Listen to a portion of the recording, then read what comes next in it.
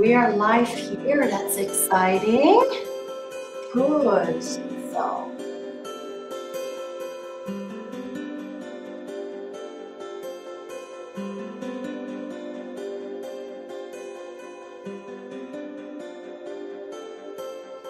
welcome to a new episode of Business Meets Life.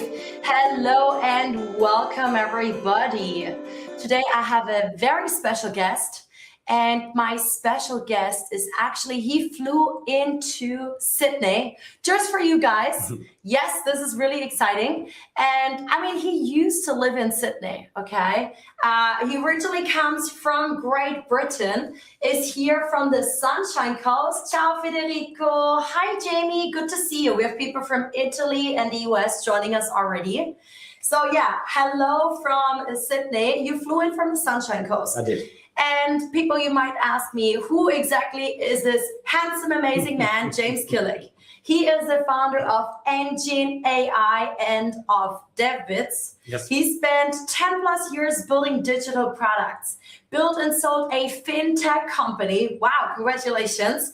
And has coached founders running $1 million plus B2B education businesses. I mean, he looks pretty humble, doesn't he? He also helped launch a product to $170K in pre-sales in 1 week with zero ad spend. Congratulations. Today, he helps establish businesses, monetize their expertise, and scale using AI. So I can say about James, I've worked with him for a couple of I think even a year now. So yep. I have my experience with him personally, how he delivers with his team, how he's coaching, how he's training, how he's building. He is amazing. Thank you for being here. How are you today, James? Very good. Thanks. Excited to be here. Awesome. And just for everyone in here, it is Sunday. It is Sunday, 10:30 a.m. where we are. And James didn't make an excuse and here is here with us. Before we talk about all the trends and all the news with AI that you want to know, I first want to ask you about your fintech. Okay. So you built and sold this fintech early on. Yes. But what part of that journey do people actually romanticize? It was actually much harder than it looked.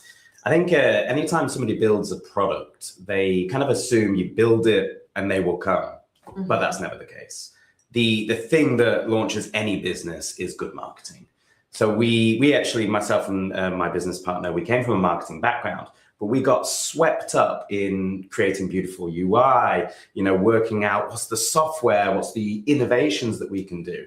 And we built it and they didn't come. Wow. So it took a long time for us to realize that all of the flashy stuff does not matter unless you've got good marketing. That was my big learning.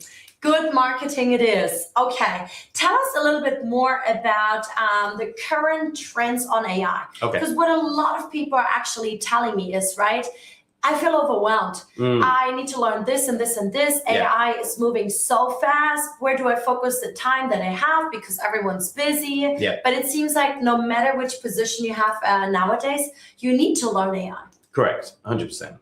Look, you've got to be really careful when we talk about trends. The trends are the shiny objects. And so for anyone listening, you've got to be very careful where you put your time and your focus. So for those that are overwhelmed, I would highly recommend that you take a step back and you work out what are the problems that you really want to solve with AI? And then what is going to be the best solution for you? And part of that thought process is, what do you already have a subscription to? What does your business use? For some people are Google, so they automatically have access to Gemini. Others are Office 365, so they have access to Copilot. So I'm going to go through some trends, but it's a bit of a warning. Like, don't necessarily follow everything that I'm going to say. You have to think about what's best for you in your current situation. I love it. I mean, just recently I was reading about, I think Anthropic has a couple of news. Massive, and then also you see like a couple of these companies nowadays, like really working with governments in different countries. So tell us what is currently happening in the market. Well, I think this March has been the month of Anthropic. They have released feature after feature, and it's all designed to take their core model, their Opus 4.6, which has traditionally been used by developers to vibe code, and really bringing it to the forefront so that anyone can use it. The biggest release here, I think it came before March, was Cowork. So if you have Claude and you have the desktop app, Cowork sits as a second tab next to Chat. So Chat is much like ChatGPT chat. Cowork actually allows you to manipulate and use the files on your computer. So you can do very simple things like say, hey, I'd like to clean up my desktop. Yeah, put it into folders with dates. Okay, that's pretty easy. And then you can go really in depth. You can create frameworks through Word documents on your computer. And then you can have Cowork analyze those frameworks in order to create strategies for your clients. So it really takes the concept of a knowledge base to the next level. Wow, that is interesting. Finally, I have not heard about Cowork yet. I feel like everyone currently is talking about Claude, Claude Code. Yes. Can you tell us a little bit more on how do you in your businesses and for your clients use Claude and Claude Code? Because I know you've been doing a lot. I joined one of your trainings beforehand, but I haven't really used it that much yet. I still have to. Look, Claude Code is for the advanced user. So if you don't know what the command line is, if you've never done anything in Terminal, I would highly recommend you do not use it. I would say start with Cowork. Cowork is the bridge. But to tell you what I've been doing, so for more than 6 months, I've been building frameworks that mimic what I do day to day. All of my best templates, all of my best GBTs, everything into one framework that I can launch for every single new client. So think of it like this. Claude Code has these things, agents and skills.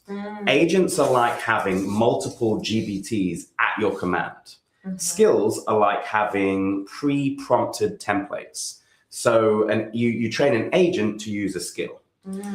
Now, if I know, let's just go very basic, right? I want to build a website.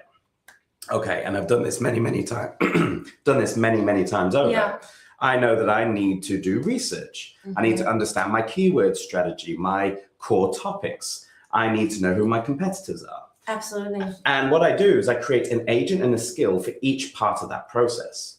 What we're getting to with the world of AI is we're starting to look at businesses as a series of workflows with really one major workflow, which is taking your client from the start of the journey when they're just a prospect all the way over to their desired outcome.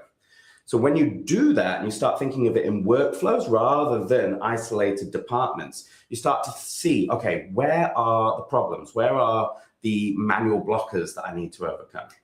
So again, going back to my website example, if I have an agent that automatically does my research, automatically creates my keyword strategy, and it's trained with a skill to go use, for instance, Perplexity API to go do the research to come back, to go use SERP API, then suddenly I can create all of this context pretty much at a click of a button.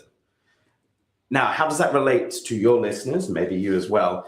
It's all about taking what you already do, what makes you special, your secret sauce, and then productizing it or codifying it with these agents so that you can sit there, you can deploy your agents for a new client, and then rather than doing everything manually, you just set your agents going. Now, the critical thing here is it's your IP. So you know what good looks like. This is not a set and forget. I'm not talking about purely automated workflows. I'm talking about a companion. So it will 3x, maybe even 5x your output, but you have to review it. You have to know what good looks like. And then once you've created this framework, AI will do things wrong. If it consistently does something wrong, you go back to the framework and you update it.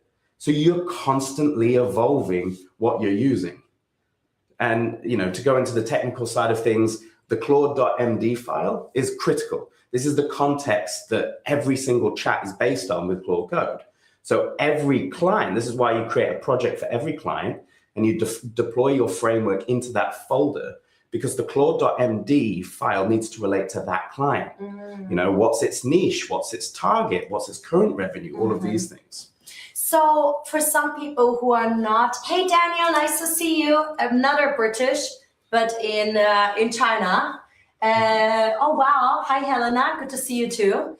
So some of us have already experienced an AI. Yes. Others are starting from zero. Yes. Some companies have the departments, others don't. Yes. With all of this, what you're just saying, Yes. what's the first step where I need to get started? What are the first maybe 2 or 3 steps on how to get started with co-work or with Claude Code, for example? As I said, like if you're just getting started, I would not touch Claude Code. Honestly, unless you're techie and that stuff doesn't intimidate you. I would say, again, as I said at the beginning, what's the problem that you want to solve? Yeah. Map it out. Most people start with something simple like, I want to use a tool like Fathom to get my transcripts, and then semi-automate the notes so that I can send it over to clients or send it internally. This will save time and it will give added benefit to anyone that's involved in those meetings. And you can use Claude, ChatGPT, or Gemini for this. You just need to create a prompt template that talks to you, what you're doing, and how you like to structure your meeting notes. Let's talk about OpenClaw. Sure. I feel like everyone, like I saw on Instagram, there's all these like OpenClaw meetups happening nowadays, Melbourne, Sydney, and around the world. So what are your thoughts on OpenClaw? Because I feel like people are positioning OpenClaw as the solution to everything nowadays, but at the same time, I think they also have mentioned that it has very big security risks. Yes, 100%. If you've never, so in the scale of things, if you've never touched Claude Code, I would not touch OpenClaw. This is advanced. So there was something that went viral on X, just a Facebook person, an employee, and she's techie, and she hooked up OpenClaw to her emails and was having some success. It was drafting for her. And then next minute, all of her emails were being deleted by OpenClaw. People don't really know how this technology is going to evolve. And because people don't know things like VPS hardening, they don't know how to put guardrails in place, they're giving OpenClaw too much access. And yeah, let's say 80, 90% of the time, it's all fine. But that 10 to 20% of the time can be disastrous. So I was just thinking now for OpenClaw, because I want to get the experience. Sure, I studied IT. I come from HP. Am I a real techie? I wouldn't call myself a techie. I'm usually the person between the techies and the client, the business people, right? So I was thinking, apparently it's a trend for OpenClaw in the OpenClaw community. Everyone's getting this Apple Neo, like a mini computer, a completely separate one, and then maybe I can just go and try out some stuff. Like, again, for me as a beginner, how much access or to what can I give it access? Because what is my goal, as you said? Sure, I would love to automate a little bit more parts in my marketing process. Now that I do the podcast every single day, 30 days live, nonstop, even on weekends, I'm like, I would love to automate, maybe the research about the person, writing the questions, what I find from online about the person and what I know about the person, maybe, sending out emails to clients as well. And who knows what else can involve from it. All right, let me take you through my setup. So love it. Thank you. Ready to take notes.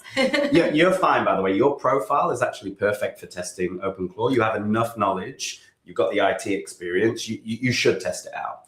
Your 2 options are something like a Mac Mini, or what I use is a VPS. Can I also use an iPad, or it has to be like no? Because the point about the Mac Mini is it's essentially going to be like your server. It's going to be running constantly. And you might see pictures of people, influencers, where they've stacked their Mac Minis. They have multiple iterations of OpenClaw and other autonomous agents running. Oh God, it feels so bad for the environment, like with all this new energy. Oh yeah. So I use the VPS just because I thought that it was more cost effective than buying a Mac Mini. And I don't have perfect internet, so I'd rather rely on somebody else's infrastructure. Now with any of these things, you need to make sure that you close off the tunnel of access. So this is what VPS hardening is. So I can only access my OpenClaw iteration through a specific link between my IP address at home and the VPS. So from there, what I've done is I created this command center. So the OpenClaw comes with its own gateway, and that enables you to set up certain models. I've tried to be as cost effective as I can. So I've actually linked my ChatGPT account to OpenClaw rather than doing it via APIs, or at least my primary model being via APIs. Now, you used to be able to do it with Anthropic, but they banned it, as did Google with Gemini. So for an auth access, ChatGPT is your best option. So why auth versus API? It's just generally cheaper. You get more tokens, and you're already paying a subscription, and probably most people are coming nowhere near to using it. Inside of ChatGPT, you get tokens for something called Codex, which is like ChatGPT's version of Claude Code, and that's what OpenClaw uses. Okay, any questions before I go to my setup? No, it sounds good. I've already taken notes to help you guys too about what I need to prepare for this. Cool. All right, so I've created a command center which is separate to the inbuilt gateway. I've done this to be able to visualize everything that OpenClaw is doing, because I already knew. I didn't start straight away. I started a few weeks after it became a trend, and I wanted to see what are the issues that people are having with it. And a big one is it's got this coding to self-learn. It does that through adding details to its core memory files, but it often goes off on tangents. So what I did, first thing, is create this task pipeline. My task pipeline is for it, not for me, for it. So it has 3 desired outcomes that I want it to achieve. Under each desired outcome, it has 3 medium-term goals.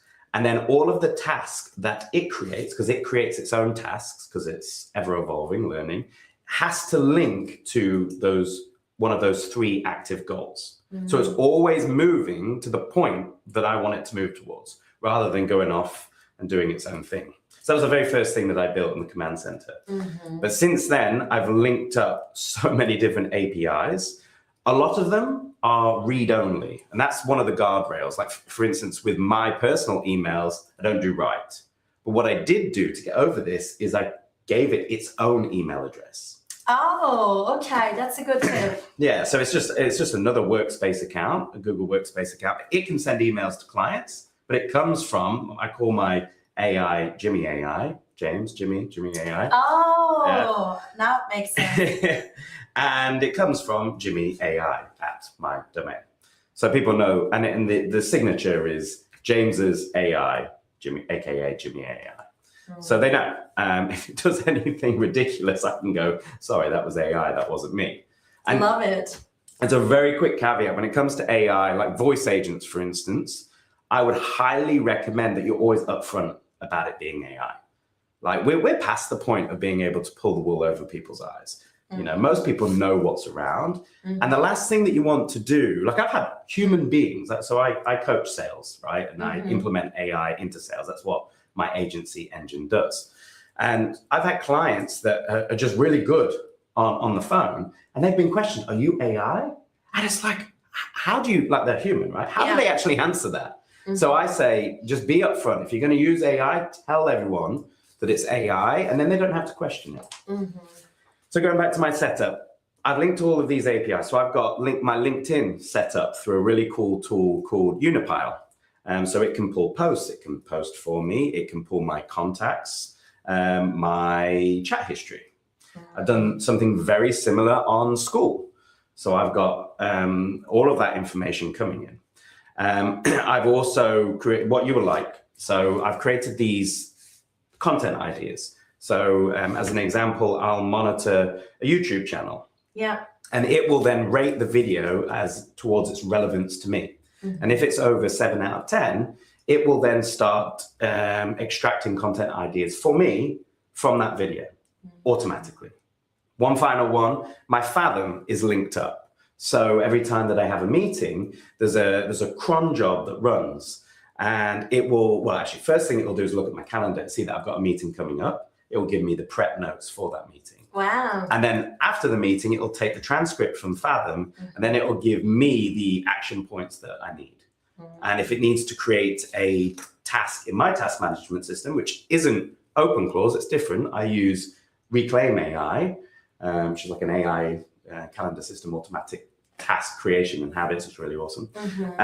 It will create it for me inside of Reclaim. Oh my gosh. So this was just like 10 minutes where James was like talking and giving so many like amazing tools, amazing nuggets, first steps that I need to take, or every one of us. I think you got as much value out of this. If you do, feel free, guys, also like to subscribe to my YouTube channel. This is exactly where we have all these amazing people like James coming on, and share it to your friends as well. Wow. And we have just started the podcast. It's amazing. So I am part of this business club. You are too here. And I think we should definitely organize a proper, like step-by-step workshop where you can guide many of us through it. Because I mean, every business owner plus their teams need to use better tools and more of it. And there's so much to learn. Now, today's topic was really about how to scale a $1 million plus business with AI without hiring more people. Yes. How? What's the answer? Well, it's very easy now. And the first thing you have to realize is that most businesses fall into one of two categories. They're either demand constrained or they're supply constrained. Okay. I'm sure your readers like you love Hormozy, and this is something that he talks about all the time. So 80%, whether they know it or not, are actually demand constrained, meaning that they need more clients. Yes. How do you know if you're demand constrained? If I asked you the question, if I got you 2 times more clients, would you be able to service them, right? Most people would. In which case, the gap isn't supply, the gap is demand. It's only when you are struggling to onboard new clients, you've got big waiting lists, that's about the time where you're supply constrained, where you need more personnel or AI agents to do the work. So it starts there. And then the obvious answer is, of course, for most businesses, they've hit some sort of ceiling around their acquisition. In fact, most people get to $1 million plus through word of mouth and referrals. So they don't actually have a marketing engine in place. I've worked with quite a few that are doing 2, 3, even like $5 million based only off word of mouth and referrals. So the way to push forward and to scale is to start building out your marketing engine. That means acquisition. So we're talking ads or outreach. And that also, and organic content, but that's a bit of a longer game. And then we're talking about sales. So many people leave money on the table with sales. They don't have proper nurture systems. Speed to lead. They're not contacting their leads within the first 5 minutes. Oh gosh, that's why I'm like so happy I joined this AIpreneurs community. So I mean, that's also how we met, right? Yes. You do a lot of work for the AIpreneurs community with Lead Hacker and a lot of other projects there. I did start to learn about this, and gosh, we really need to learn sales. Most of us, we don't really know how to do marketing ourselves. No, I think what Atena has done with Lead Hacker, if you need leads, which is usually most people's problem, and you're, in this case, targeting anyone in the US, then going to AIpreneurs and looking into Lead Hacker is a must, because it's intent-based leads. Meaning they're searching for what you already do. This is absolutely incredible. You don't have to do ads. It's 10 times cheaper than ads. I remember like some of my friends, also Danny, who had joined here back in the days in Shanghai, we were talking about, I use Apollo. Right, but I think like Apollo is very common, but it's basically a database with potential clients, but the data is like very like outdated. I think I don't know about that. But it's not as much as like, it's not the same as high intent where you look for a keyword, what Lead Hacker does from Atena Pekla, right? Where you also like worked on, where basically you look for this keyword and it can, and you see of who has really looked for this somewhere online in the last few hours or days. I mean, Atena is paving the way of innovation here. But since Atena started, companies like Apollo, so we've just got to be careful, have actually started to put things in place because they've seen the trend. I've seen. Like Atena's paving the way, but other people are trying to do what she does. Now, they're not going to have the same level of success because she has partnerships with so many different data providers. But like Apollo's data is reasonably up to date. I actually use it for enrichment. So when I have somebody sign up, so the opposite way around, they come to me and I want to get information on them, I check their LinkedIn and I enrich their data with Apollo. Good to know. So for these people who, for example, make $1 million in their business, how could they work with you now? What can you do for them to help them scale? Yeah, I mean, I usually start with sales, right? So we have different playbooks for different situations. The most common one that we launch with is a pre-sales strategy. That is essentially the strategy that takes a lead to a booked call. And it's usually the thing that most people don't put any time and effort into. So this is instant emails, instant SMS, scripting for setters and even closers to make that initial call. This is the critical thing, speed to lead. If you're not contacting them within the first minute, within the first 5 minutes, if you're not on the phone with them in the first 15 minutes, they've probably gone to a competitor. So we build all of this with CRM systems. So we use Go High Level, but we are CRM agnostic. So we'll do Salesforce, HubSpot, Pipedrive, and we build it all in there. And then we start to add AI into the mix, AI research, so that SDR or that setter knows exactly who they're talking to, like what you were saying. We do conversational AI. So as they reply via SMS or WhatsApp or even on socials, we have an AI SDR take over that conversation, because AI doesn't sleep. They're available 24/7. And that's the whole speed to lead piece. Yeah, I love it.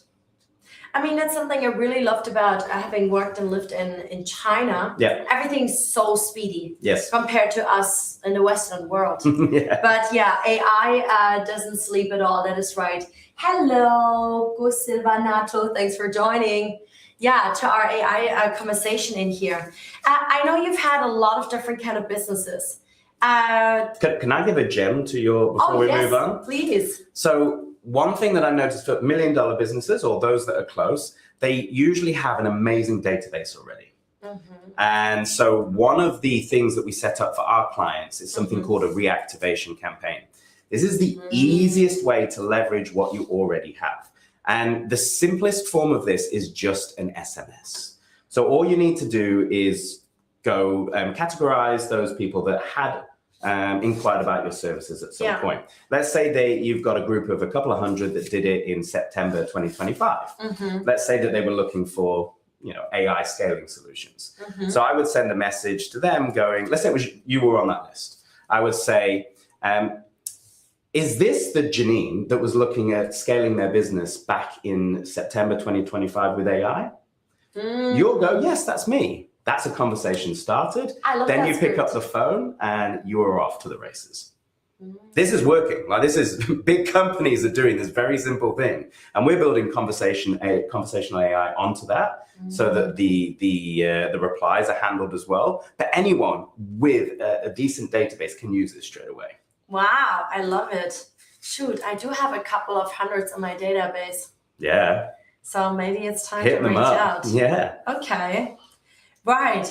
So, wow, we've already learned a lot about AI. I'm going to change the topic a little bit. Okay, sure. So you've had a huge success with selling your fintech company. Yep.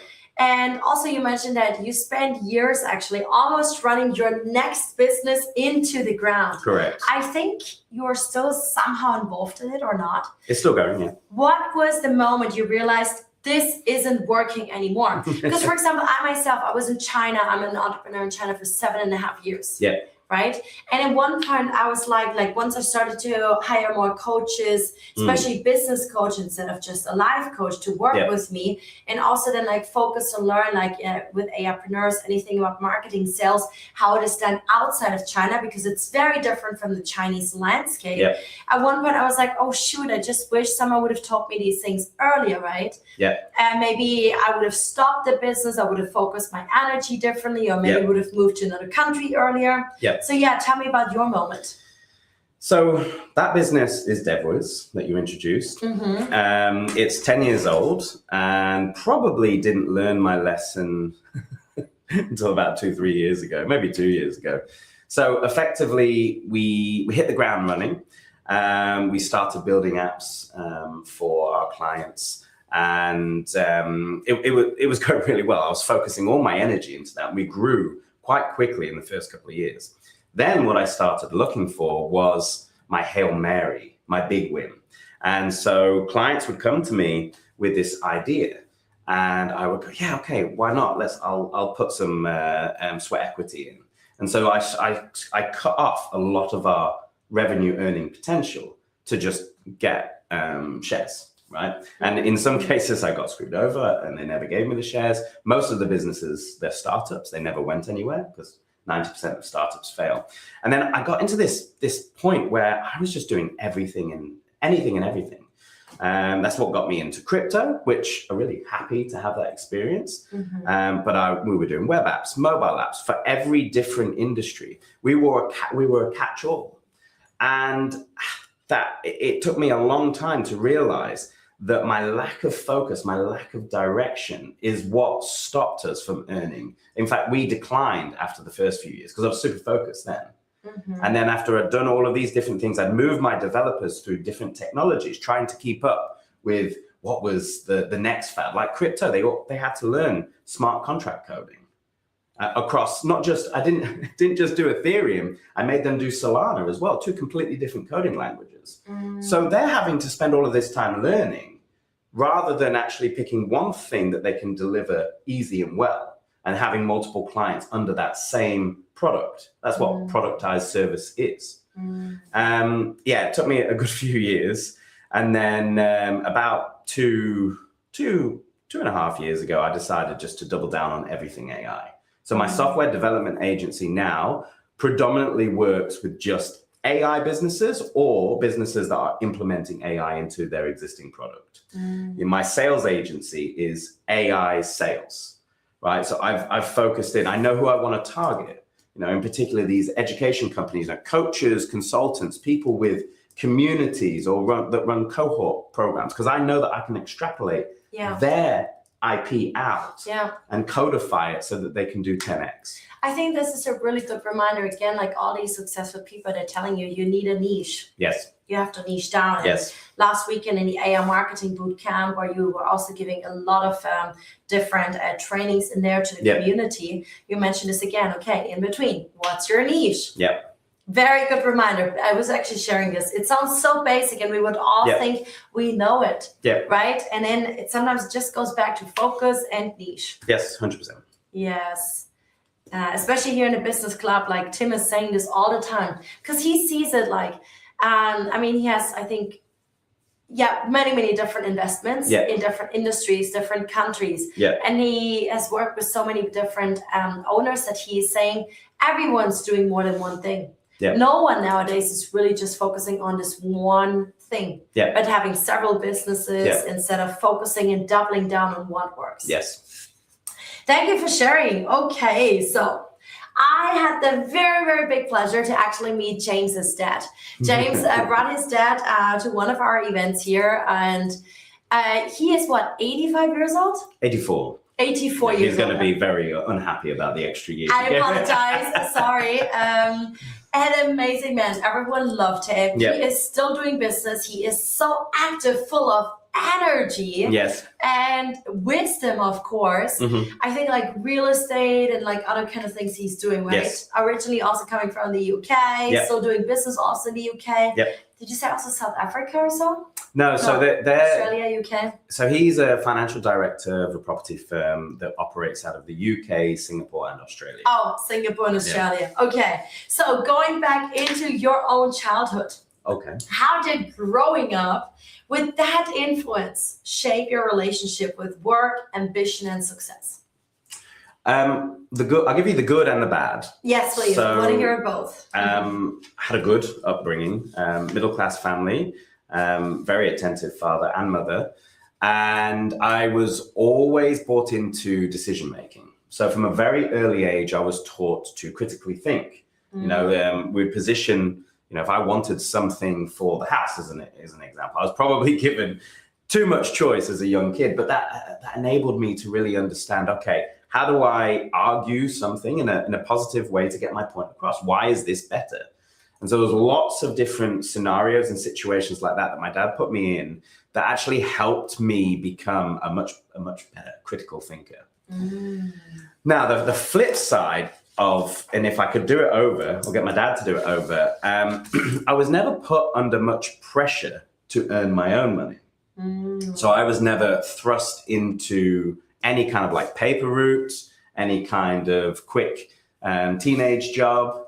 And I think, now I've got my own kids, not earning your own dollars, not understanding the time and effort that it needs to make that money and then spend the money that you make is an issue for kids.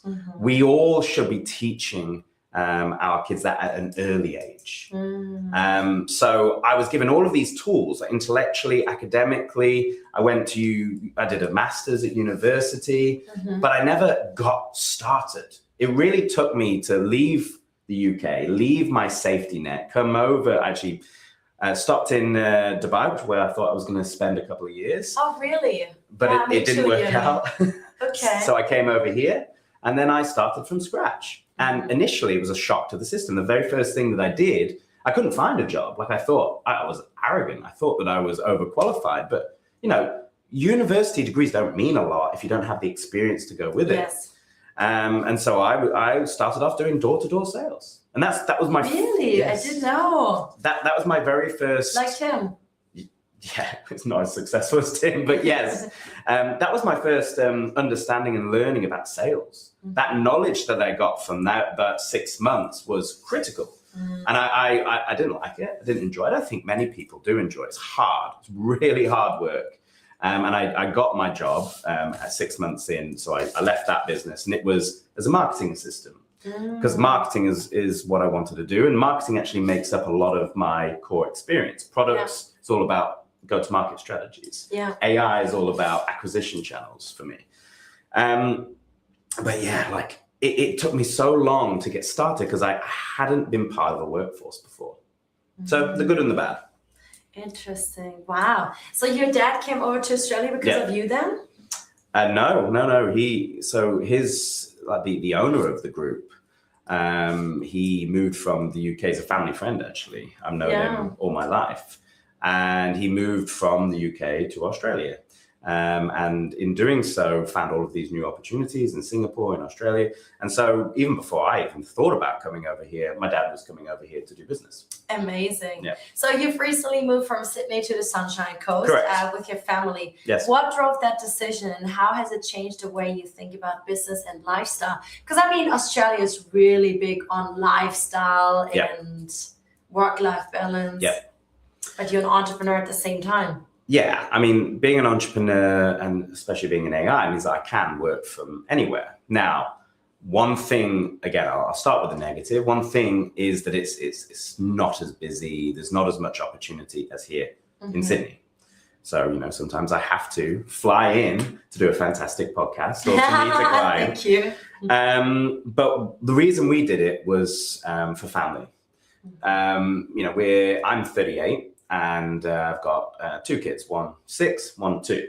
And the thing that we noticed is that a lot of our friends had moved out of Sydney to various different places and had started to spend a lot more time with their family. So it became a lot less about friends and a lot more about family. And we don't have any family here, but we do up in the Sunshine Coast. The other thing is my son has autism, and we did a lot of research into the special schools up there versus here. And we just felt that there was more going on for him there.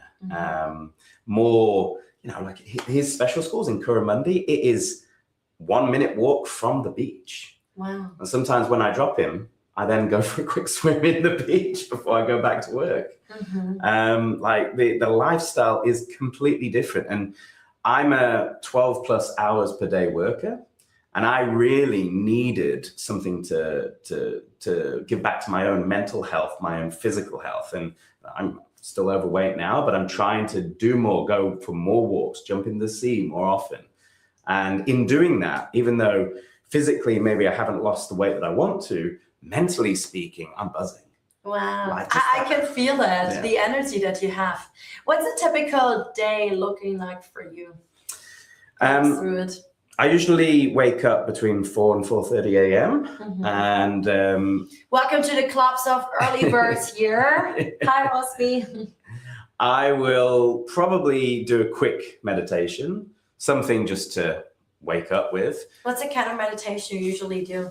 I could do anything. Sometimes breath work, sometimes just body scan. Something guided or just by yourself? Both. Yeah. At one point, I was into creating my own guided meditations using 11 Labs and Claude. So Claude would create the content, and then 11 Labs would be the voice. Wow. And then I had the meditation speaking to me and my goals, which was amazing. At the moment, Great for a mindset. Yes, really, really good. Breath work is probably more recent. And now I've been looking into like healing tones. But it's just a bit of a passion thing on the side. I love it. What do you mean with healing tones? I'm still learning about this one, but somebody I found on school actually does tones with the golden ratio and the different ways that they're constructed, the different frequencies elicit different types of healing and so on. Beautiful. Yeah. Okay, so after the meditation, what's coming next in your life? Straight into work, and I have an hour called the MIT, the most important tasks. So what I do is I work out what I'm working on in that day, and then I actually start spinning up my AI. So my Claude Code iterations for each project, I put them all into planning mode. Anyone that's using Claude Code needs to be using /plan. And so let's say I'm working on 5 projects that day. I will get them all into planning mode and get the AI ticking over.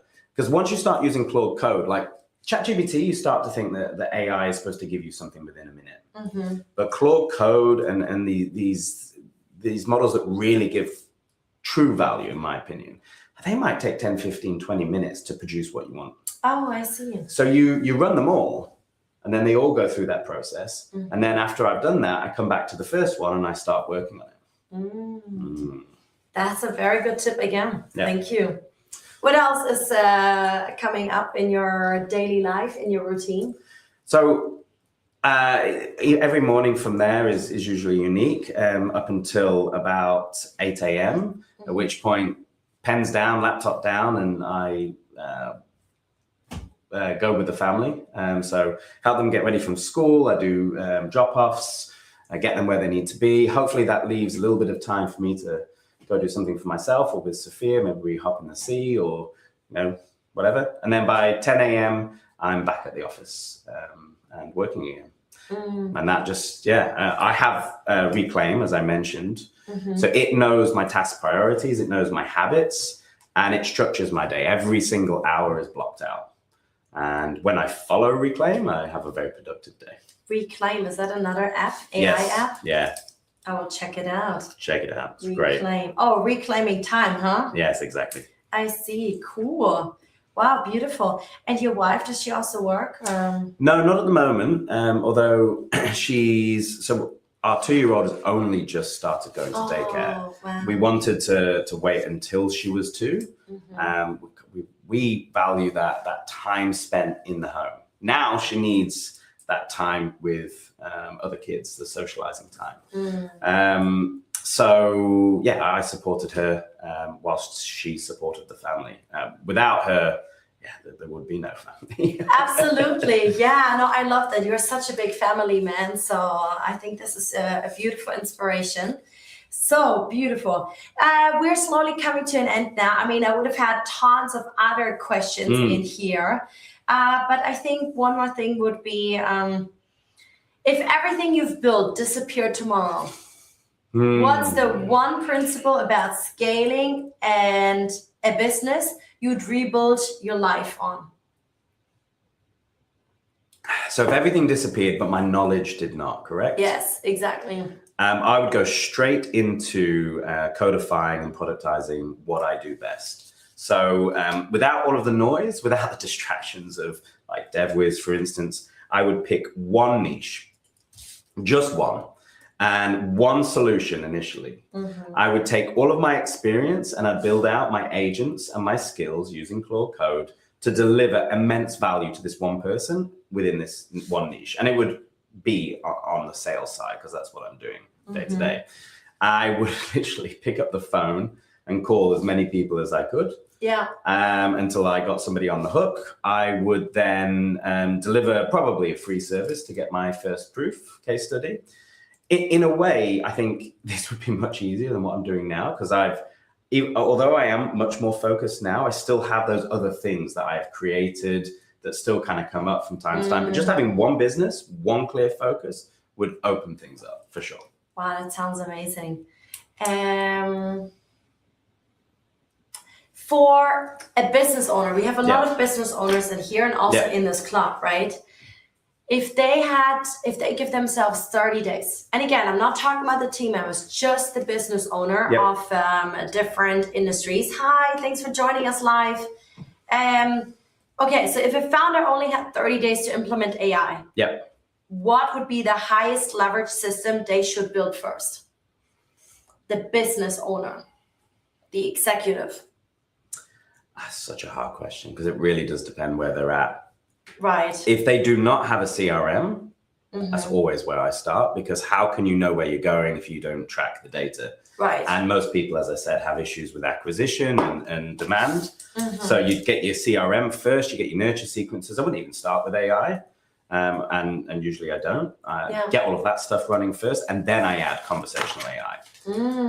But I'll give you another answer, because I think it's probably more the answer you want. No, I love this one too. I love that. Yeah, give me both answers, please. Productivity-wise, as a founder, I would go and start using just Claude, normal Claude.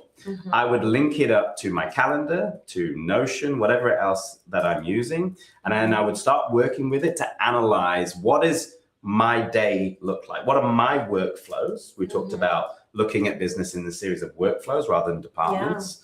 Where are the manual tasks that I have to do? So I work with Claude to understand that, and then come up with the solutions with Claude. And I would start just simply by creating prompt templates and even projects. And then you naturally, that's your 30 days done. Then you naturally evolve into things like co-work and Claude Code. Oh my gosh, I think that's probably what I'm going to do now. Exactly. Thank you so much. And this is like free consultation from one of the best people here, James Killick. Thank you so much for your time. Any last messages to our people, the global audience in here, who should work with you, who should contact you, or any last messages to them?